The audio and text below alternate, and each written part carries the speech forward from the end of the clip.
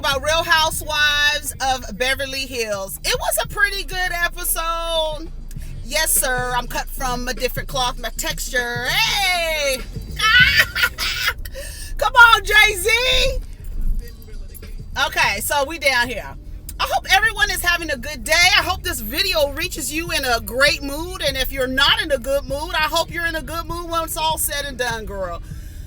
So let's talk about Beverly Hills. Okay, look, girl. Oh, let me turn this down because, you know, any sound of a Beyonce song, baby, they will snatch your video. They will snatch your shit off of her internet, okay?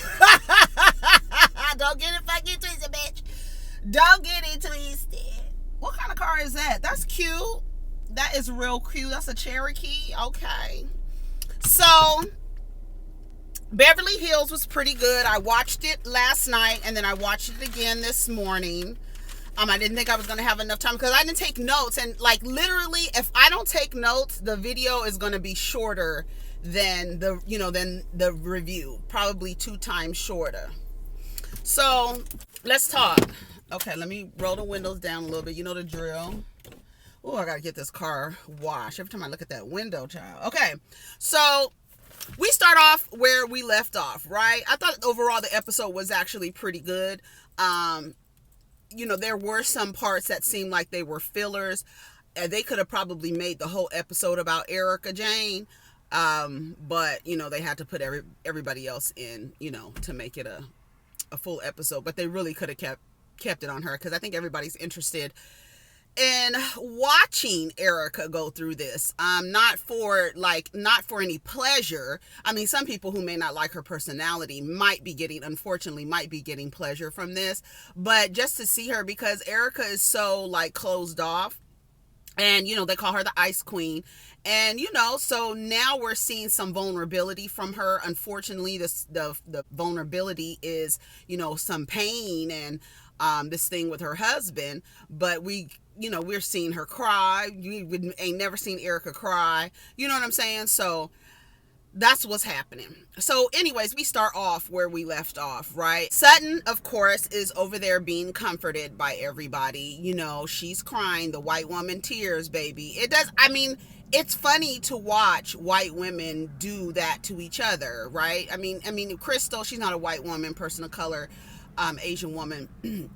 But it was that she pulled that, right? Like, you were the one who violated a private space, and now everybody's consoling you because you want her to take the word away, right?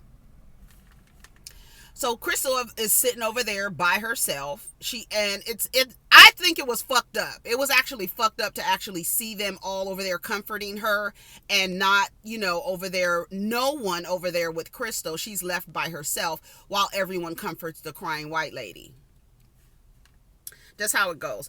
Garcelle and Crystal have a conversation. Garcelle basically tells her, you know, the word violate. She was like, I use the right word. I'm not changing it. That's the right word. It means what it means. It doesn't mean anything else. She was like, well, you know, maybe you could bend a little bit. Girl, Garcelle, are you serious? Garcelle, no, we're not doing that.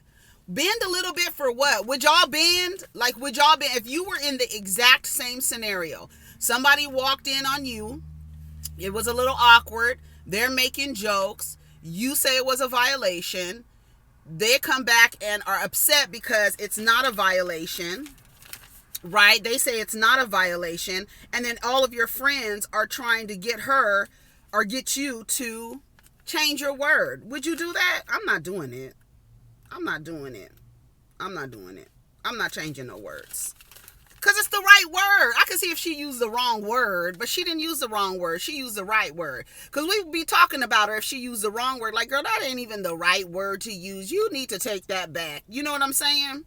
It's little pieces that are like out of place, and I could see them on camera. And you probably can't see them, but I can. So I'm looking and twisting. Okay. So Garcelle suggests that Crystal bend a little bit or whatever. Anyways, so when they're coming back, they calm her down. They calm Sutton down. She's coming back to the little area where they're sitting down, and she says, "Crystal, I'm sorry. I didn't mean to talk about your pants. I apologize." Before she walks over there, Dorit, I just want to make sure. I want to make sure that there's no pressure and that you're comfortable. What is wrong with Sutton that you guys need to check and make sure she's comfortable? That dog is so fucking cute. Oh my God. So she says, Crystal goes, "Girl, well, what did I do to trigger you?" She goes, "Girl, it was your presence. Like, you just being here triggers me." But like, triggers you how? Whatever. And she goes, "You know what? When people show you who they are, you believe them. Okay, that's just what it is." And you are. And then Sutton was like, "Why are you so mean? Why are you so mean?" And she goes, "You are an inappropriate, awkward person. Period." Right? And she goes, "And now you're gonna cry to get empathy." She called it out. I don't think anyone can sit here and deny that white women understand. I don't know if it's genetic, if y'all have just adapted over time and it's now embedded and coded in your DNA, and that in socially you can cry. One tear will burn an entire town down. You know what I'm saying? And I think they understand that. Otherwise, they wouldn't get on the floor and do the Harlem Shake in Victoria's Secrets. They know.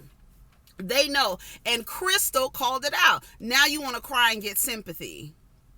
"Oh, I'm not crying to get sympathy. I was crying because I wanted to leave." She's like, "It's obnoxious. It is obnoxious. It's a lot. It's a lot."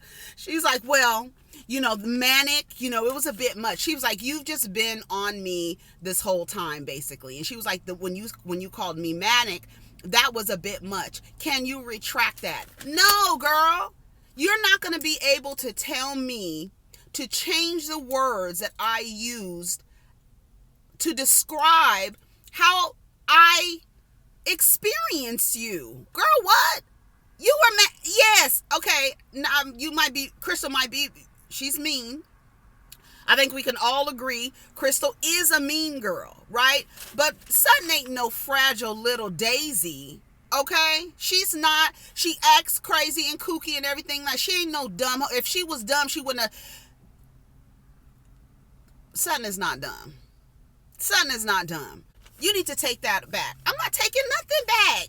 She just told you about her father, dying by suicide.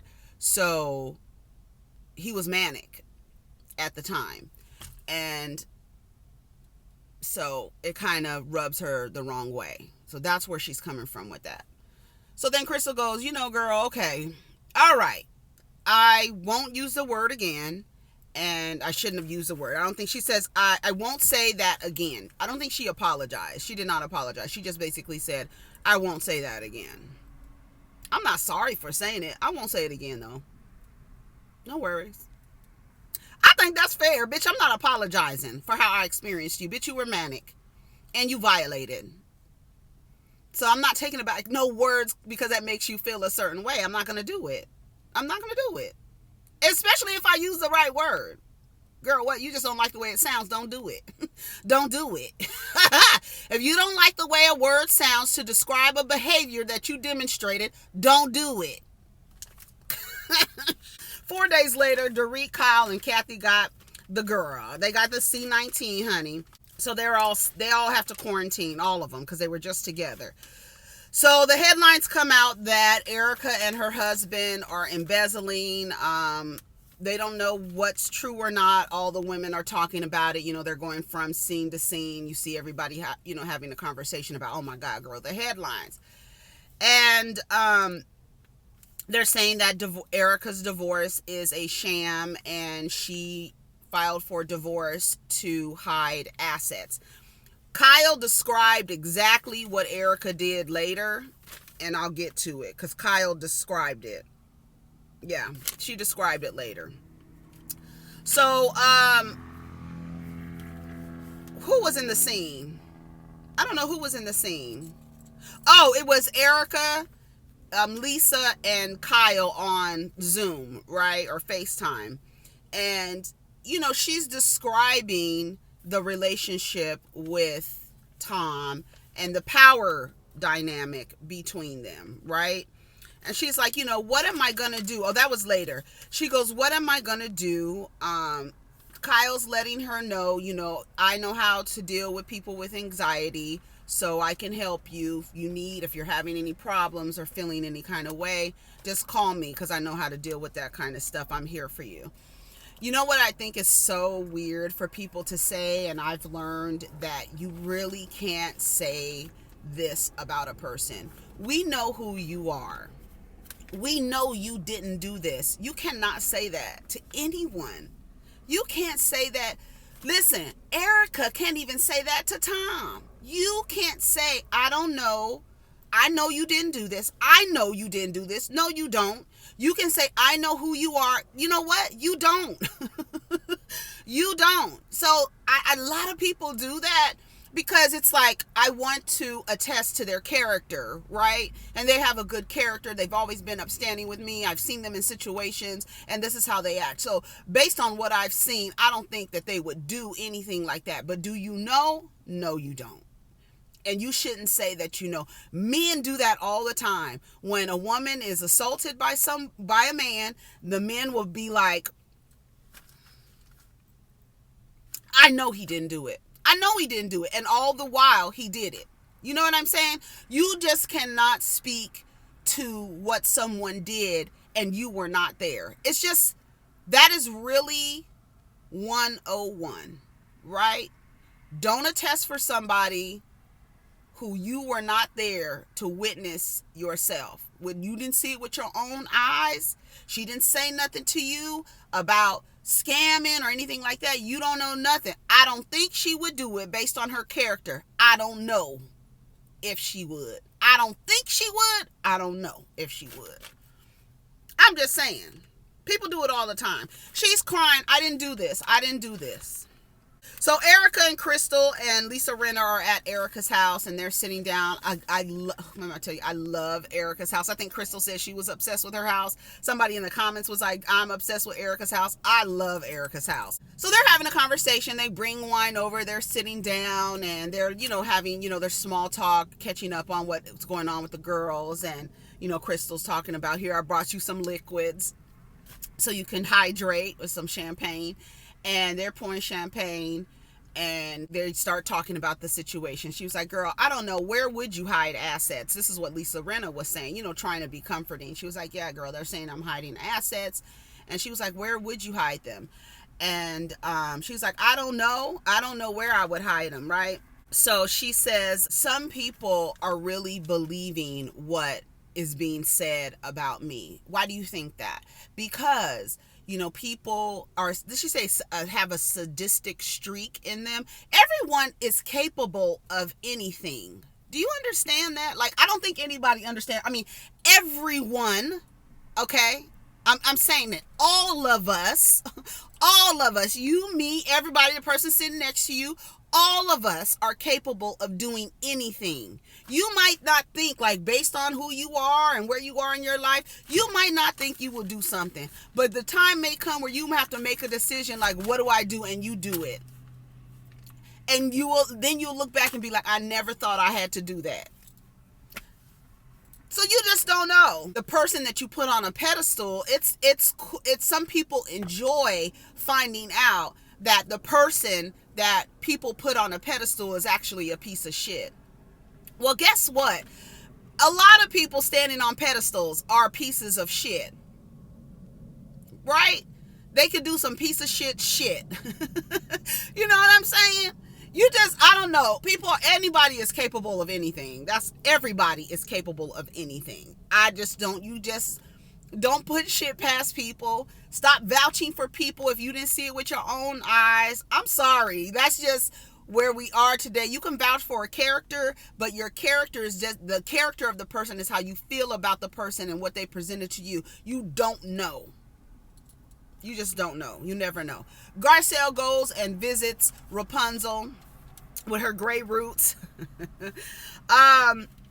Erica says that Tom is taking everybody down. He's taking everybody down with him. She's like, I'm afraid that, only thing I have is my name. And I'm afraid that that's going to be messed up because he's taking everybody down with him. So it is what it is. I don't want it to look like I don't have nothing on. It looked like I didn't have nothing on underneath, girl. There's a girl down here with her titties out at the damn park. They're going to call the cops on you, girl.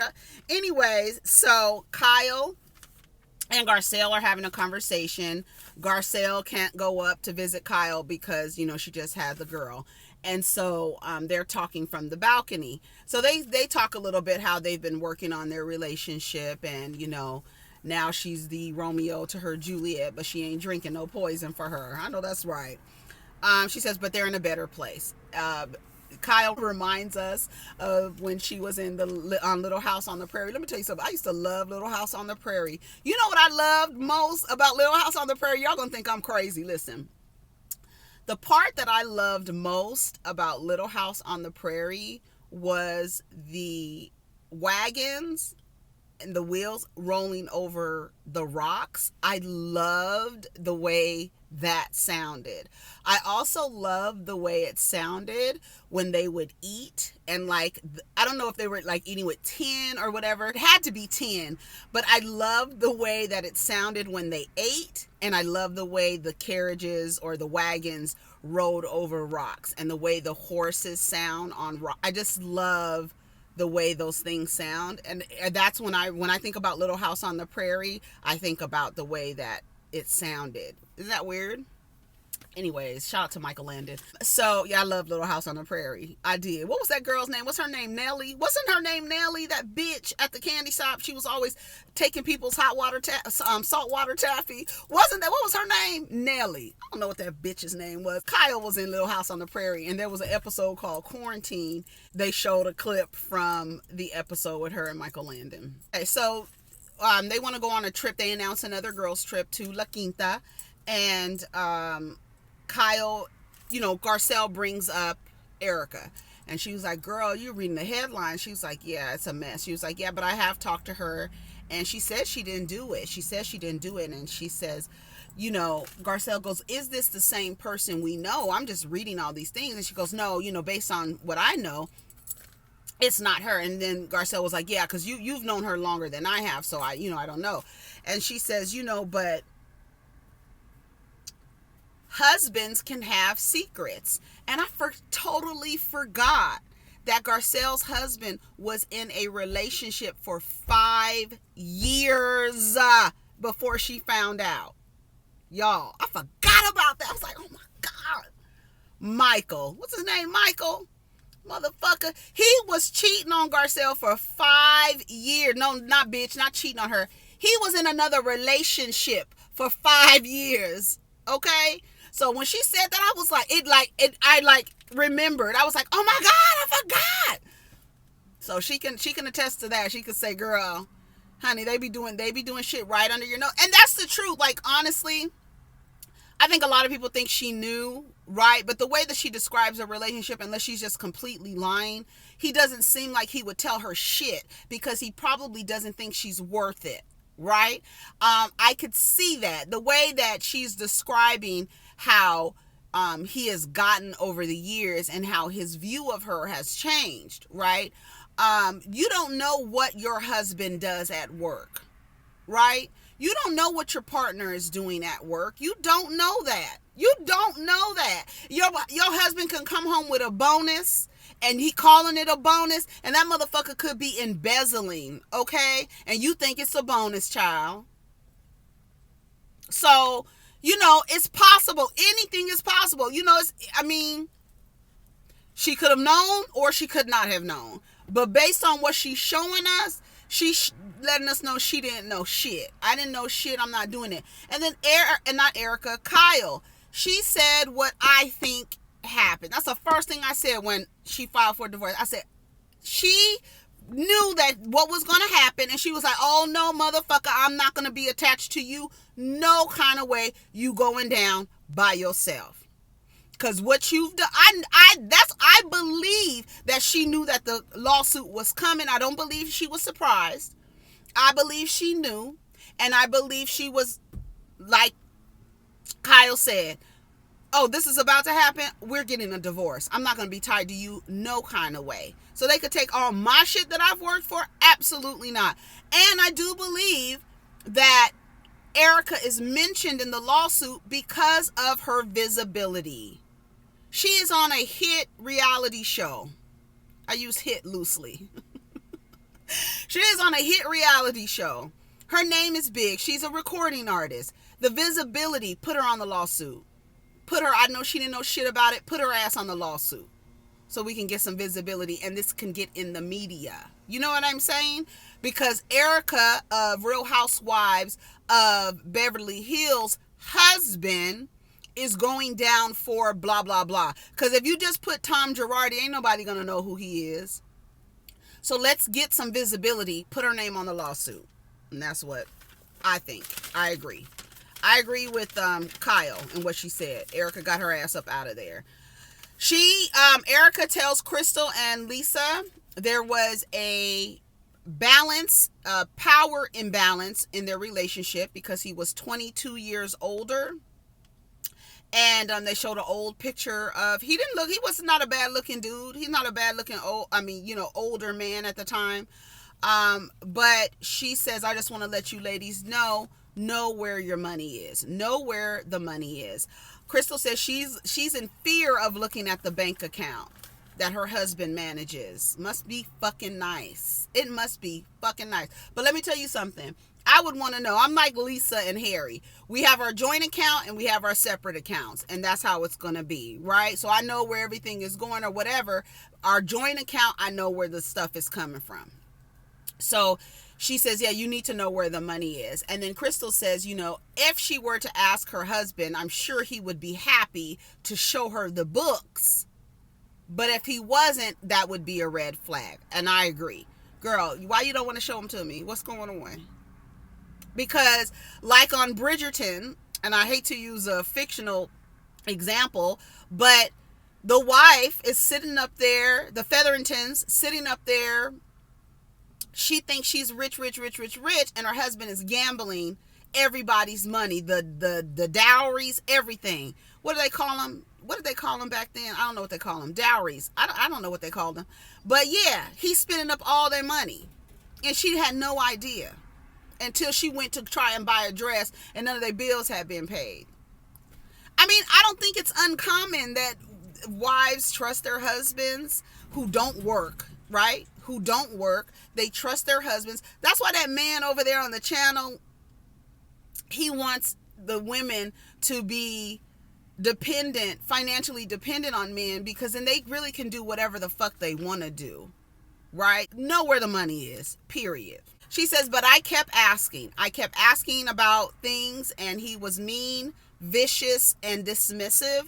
And she says, when it's Tom wins and you lose, period. So it's never about any type of compromise. It's never about any, work collaboration. It's all Tom. Tom wins. He's the lawyer. He's going to win at everything. He's going to control everything. That's how she's painting him out to be. And I don't think she's lying. Honestly, I don't think she's lying. I think that Erica, if this lawsuit would have never come out, I think that Erica, of course, would still be married. I think that Erica would still be dealing with the things that she is telling us about now, because he's not there all the time. She doesn't have to be around him all the time. So yeah, I can live in this rich man's home, have all this money, have him fund my dreams. I don't have to know what he's doing. I'm living the money he's giving me. I'm fine with that. I don't care where it's coming from. A lot of that happens to a lot of people. I don't think it's uncommon, like whatever. So Kyle goes over Kathy's house. They're just talking about parenting and COVID and how Portia doesn't even want to go to school. She's sleeping late and all this other stuff. And that was it. I thought it was cute when she was like, I wouldn't let her have nails, right? So Portia put these long ass nails on, and she says, I wouldn't let her have nails, but where's she going? She's not going anywhere. I'm gonna tell her to take them off. There's nothing to do. She's bored. Let her put the nails on. And so they show a clip of her showing her the nails or whatever. And she goes, what do your teachers say about your nails? She's like, they can't see them because my hands are on the keyboard. She goes, how do you type with those things? She says, I'm a queen. I said, yes, Portia. So cute. So cute. I think, how old is Portia? 15, 14, 13, 12? No, 12. 12 or 13 because she's having a bat mitzvah. 12 or 13, right? So she's little. So Kyle is, going upset about that. So then we get to Erica and Kyle. They are going for a walk. I don't know where they were. It didn't look like they were at Runyon unless it could have changed since the last time I've been there. It's been years since I've been to Runyon Canyon. But I don't know where they were walking, and they walk up and they can't. I'm looking at the crack of. I don't want to describe it to y'all, but I'll just say this man is bending over, working in Park and Recreations, and he's bending over, changing the trash cans, and I'm looking right up in his ass. Yeah. Oh yes. Erica is crying. I should be crying too. Meet Erica crying. Erica is crying. She starts crying and she's like, girl, it's just a mess. So they sit down. They can't hug. Kyle's like, I wish I can hug you because, COVID. They can't hug each other. I would have hugged her anyways. She looked like she was in distress. I would have hugged her anyways. Like, girl, you've already had it. Whatever. You've had it. You have the antibodies. You're good. You could have hugged her. I don't know. I felt like she needed a hug. And it was really awkward not to see anyone comfort her. I don't know. I don't know why that made me emotional, because I know how it is to cry and somebody not embrace you to comfort you. So I know how that is. So she says she's overwhelmed. It's so hard to do. She was like, and I have so much to say, but I can't say it right now. It's not the right time. She's like, you know who your friends are when you broke, when you go to jail. And something else she said, I forgot. She says one of the reasons why she filed for divorce was because he was resistant to everything. See, it's not just black men. It's men. Y'all be saying, oh, you're bitter against black men. No, all men are socialized the same. The resistance comes from they've been socialized to believe that whatever they do is right because they are a man.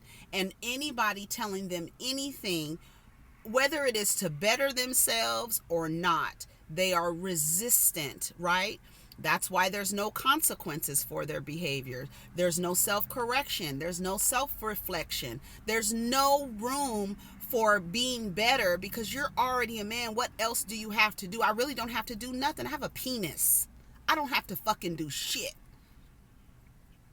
but have some money, and the girls will put up with anything I do. So if you're telling me to be better, why should I be better? Why do I have to? I'm resistant to everything you tell me because I'm a man and you're a woman and you're inferior to me, and what you say is probably wrong, bitch. And my word reigns supreme because I have a penis. That's how they all have been socialized. Some of them reject it. Some of them lean right into it. Most of them lean right into it. That's why it's an exception to find one who has rejected it. I'm not crazy. God damn it. Y'all be making me sick. Anyway, let me get my damn papers together. Yeah. She filed for divorce because he was resistant to everything. Everything she told him to do. He was like, no, I'm a goddamn man. I'm a lawyer. I'm white. Girl, bitch, you can't tell me shit. I'm a white man with money out this motherfucker. What the fuck are you going to tell me, bitch? Nothing, not a goddamn thing. I'm going to do what the I want to do. Shit. Then they were laughing and chuckling because he wants her to pay his lawyer fees. Hell no, motherfucker. She's like, how am I going to pay the lawyer fees? And then that's what Kyle was like, he knows. He knows he was your provider. He knows he always made more than you, but he wants to punish her. He wants to punish her for going against him. Girl, she says, I felt like as encouraging as he was, he resented me. Right, because I'm encouraging you to become more independent, and so therefore I cannot control you. The more independent you become, the more I am unable to control you. I can't control you. I can't. When you are completely embodying liberation and have no tethers to an external source, nobody can control you. Message, bitch. She's scared about the future. It's fucked up. And this is the end. She's like, I know you said you were going to be with him until the end. And she was like, bitch, this is the end, girl. The money is gone. Do you think Erica loved Tom? Do you think she loved him? She said she was going to be with him till the end, honey. I'm going to see you die so I can get all this motherfucking money, nickel. Anyways, that was it for the episode. Next week, I don't know if she's trying to build this case. He's old, okay? 80-something years old. So the probability of him losing his memory is high. He's old. He's an old-ass man. So him going through maybe stages of dementia could possibly be part of. And then, not only are you a rich white man, but you start getting dementia, and then you upset because you can't remember shit, but then you don't want to correct anything because you don't feel like, me losing my memory, nothing's wrong with me. Oh, I don't know where I put nothing's wrong with me. Anybody says you think you want to go see a doctor, what for? Ain't nothing wrong with me. Perfect, goddammit. This is what it is. That's how it is. Anyways, y'all take care of each other and protect your energy. Let's get down in the comments. What do y'all think about what's going on with Erica? I don't think she knew. I think she was just, I don't think that she knew. But, I mean, here it is. What do we always say about lawyers? And I don't want to offend any of you lawyers out there. I'm not trying, but there is a stereotype of lawyers being shysty and shifty and crooked, and you know what I'm saying? So what kind of cases are you taking on? What are the settlements? Do you share the settlements with your wife? I mean, not the settlements, but what they came to. Do you say, I won a $500,000 case today? Do you say that, right? Are you having those conversations? So, and to Garcelle's point, can you imagine being with somebody and they be in a fucking relationship with somebody for 5 goddamn years? 5 years. And you don't find out until you sit down at a computer and see an email? Bitch, I'll be sick to my stomach. I know Garcelle was sick. That's when Garcelle sent an email to everybody and told them about her husband. Remember, she said she sent the email and told everybody what he had did. She was like, I probably shouldn't have done that. But she was pissed, and I would have been pissed too. I'm sure anybody would be pissed. So to Garcelle's point, husbands and wives and spouses have secrets. Everybody's not telling you everything. And it sucks to say, like, the person that you're married to, you don't know everything that they're doing. And and that's a part of people being autonomous in their relationship, right? You're not always on somebody's back like a fucking T'Challa, rest in peace. You're not on somebody's shoulder looking over their shoulder all the time. And who wants to live like that? Right? You just trust the person. But like Garcelle says, sometimes it's just blind trust. Don't be no fool. Anyways, y'all, take care of each other and protect your energy. We'll get down in the comments.